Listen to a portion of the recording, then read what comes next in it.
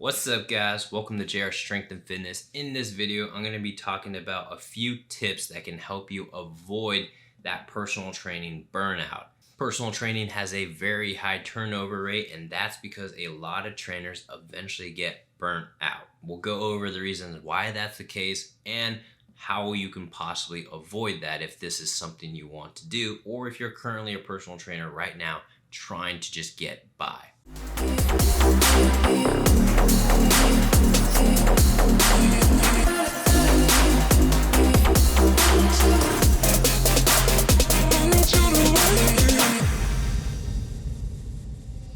You can say hello, but I don't need you to like.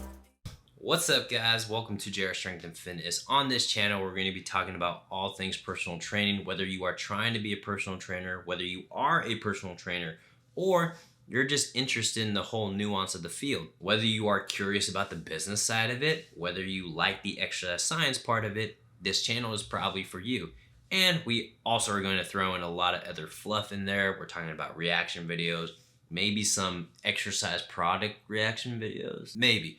A lot of things coming to this channel, so obviously if you are new here, please hit the like button, subscribe button, let your friends know about me. If you are returning, obviously, welcome back. Hit the like button, the whole thing, you know how it is. And again, full disclaimer, even though I am an exercise professional, please do not do anything that I say or do just because I say it or do it. Obviously, go see an exercise professional in person, do your own research, see a physician, etc. So again, in this video, we're going to be talking about avoiding personal training burnout. This is a big thing, and it is one thing that plagues this career. And I kind of know from experience because there's been time over the last few years that I just like, why am I doing this? Could I be doing something else? Like, is this worthwhile? So I'll just tell you guys that off the top, personal training has on average a national turnover rate of approximately 80 to 90%.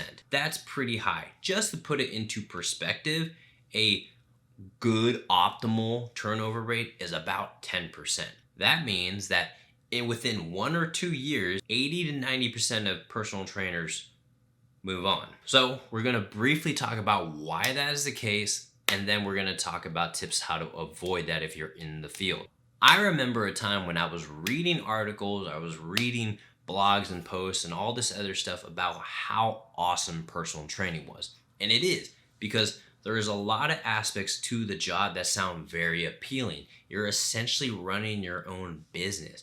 And if you are a gym enthusiast, if you are a fitness enthusiast and you love being in the gym, kind of makes sense for it to be your career. You like working with people, you like exercising, obviously, and you like the kind of individual freedom that you have to obviously operate. But things have taken a tumble over the last couple of decades, and I'm going to explain one of the main things. There is speculation out there that one of the main causes that is causing many personal trainers to obviously abandon the field was the rise of personal trainers being hired at gyms, at corporate gyms, like big box gyms. And the reason for that is that probably before 2000, personal trainers were independent contractors for the most part. They were being contracted to operate within these facilities, these gyms. So they were their own business, and they just paid a fee, a rent fee almost, just to take a client in there and use the facility. That's not the case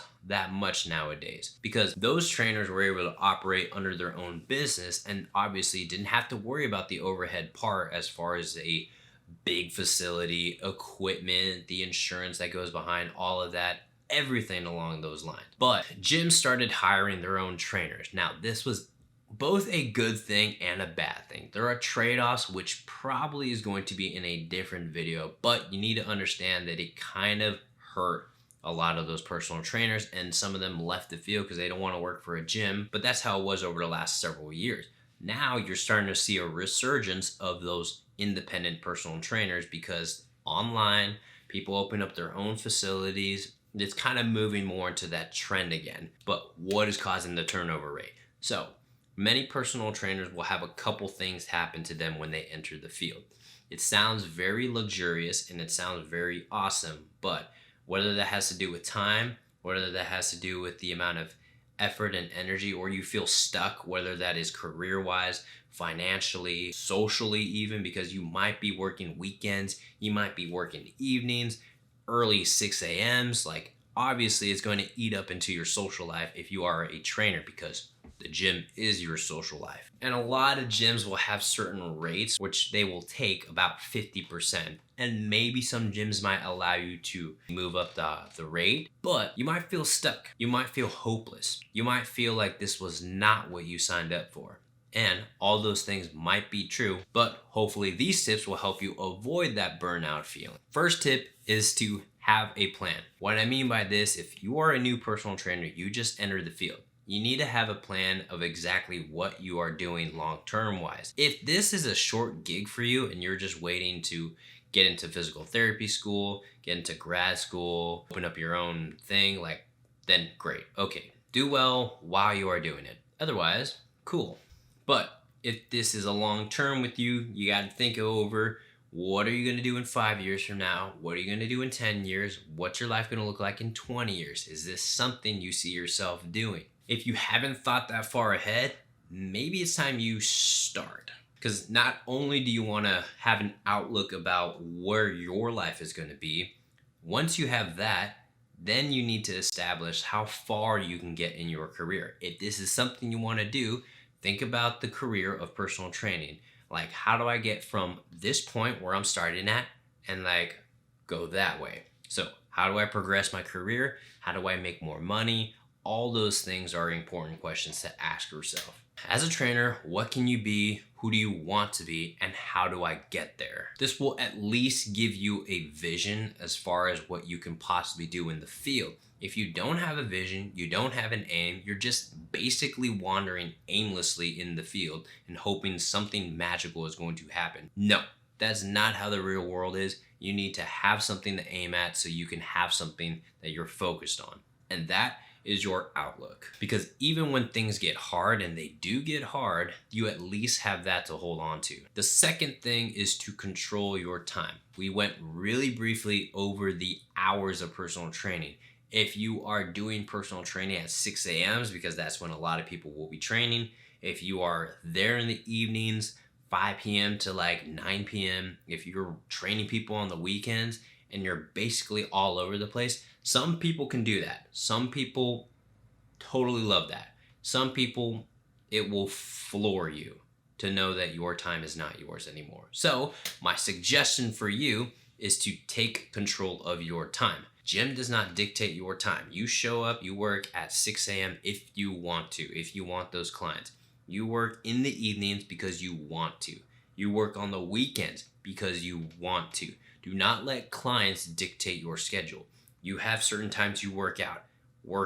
You have certain days that you might have off. Have those days off. Control your time. Because one thing people will find out in personal training is that, yes, you might be working a lot of hours. You might be working a lot of long hours. But if you are in control with it, there's something I learned that has made so much sense to me ever since I've come to the conclusion. I would rather work 80 hours on my terms than 40 hours on someone else's terms. I'm in control of my schedule. I know exactly what I'm doing with my time, and I have no problem working 80 hours. That is what you need to do. So control your time. Tip number 3, create multiple income streams. Obviously, you can possibly make a decent amount of money doing personal training, but depending on what kind of lifestyle you want a very luxurious lifestyle, you're not going to be making like $500,000 doing personal training.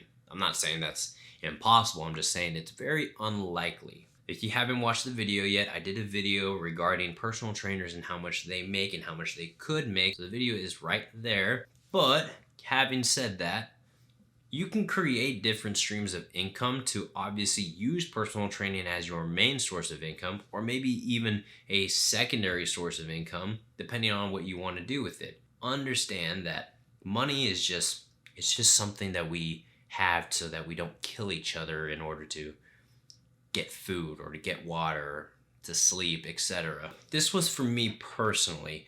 I learned early on that personal training was exhausting. Like doing full-time personal training, like several clients a day, was exhausting. And I came to the realization that I didn't want to rely just on personal training to obviously make an income, make a lucrative income.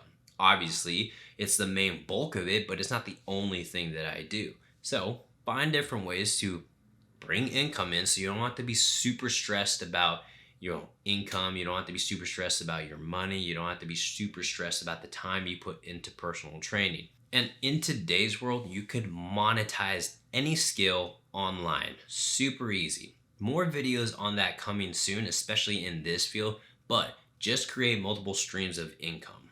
All right, tip number 4, keep learning. Continuing education is going to be crucial because not only do you need to keep your value up in the marketplace, because a trainer who was a trainer maybe like 10, 15 years ago is not going to be the same trainer as a trainer presently who has been keeping up with the research, who has been learning new tactics, new skills, and more tools in the toolbox. If you've been a trainer for 15 years and you're going off information or habits that you established 15 years ago, you are behind, and the market is going to show you that. But if you expand your value, what you bring as a trainer, what you bring as a service, a product, then the marketplace is going to reward you for that. So if you're stressed about the money part, create more value, learn more things, get more tools in the toolbox. The other thing is it's going to keep your drive and your passion high, because assuming you love what you are doing, you should be invested into yourself growing and learning more, because you're going to have more available skills to provide to your clients, to people you work with. And if you're in the field for the right reason, meaning that you want to help people, the more information and knowledge you have and the better you can obviously provide to other people, sounds like a win. I don't know how else to articulate it. If that's not the case, then you might be in the wrong damn field. But again, I digress. It's basically the same as that whole concept of having the vision of what you can be in the field. If you want to, end up here and you're starting here, you're gonna have to learn quite a bit to get there, and constantly. So continuing education is going to be crucial, so keep learning.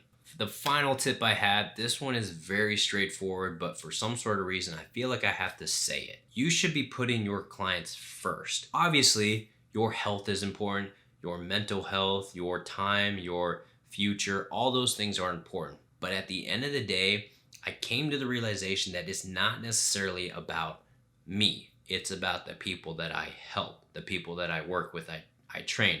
When someone tells me that I changed their lives, that I made a difference, that one of my athletes signed to a college, that's priceless for me. That is totally worth all the long hours, long weeks, the weekends of training. It makes it worth it. So no matter how hard it feels, yeah, it's supposed to be a little hard, but at least I know it's worthwhile. At least I know I'm actually doing something worthwhile.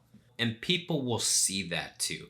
People will know that you actually care and you're actually invested in them. If you're treating people as a means to an end, people are going to fish that out pretty quick, and the marketplace is going to reciprocate that kind of thought, that kind of mindset, and nothing kills your trainer soul more than treating your clients as a means to an end. Because what are you doing this for? You're just doing it for your own ego, yourself, basically at that point. So put your clients first, and I guarantee you all those other stuff sound like piece of cake. Even with these tips, there's still doubt that's going to enter the mind, whether you chose the right field, whether you can do more, whether you can be more, etc. And that's going to be normal and consistent. And I'll have those times all the time where I doubt literally everything. But having some sort of rooted, grounded feeling of these tips and these concepts does make a difference, and hopefully it does for you as well. So hopefully you enjoyed the video. Hopefully you find those tips helpful. And again, please hit the like button, subscribe button, and let your friends know about me. And until next time.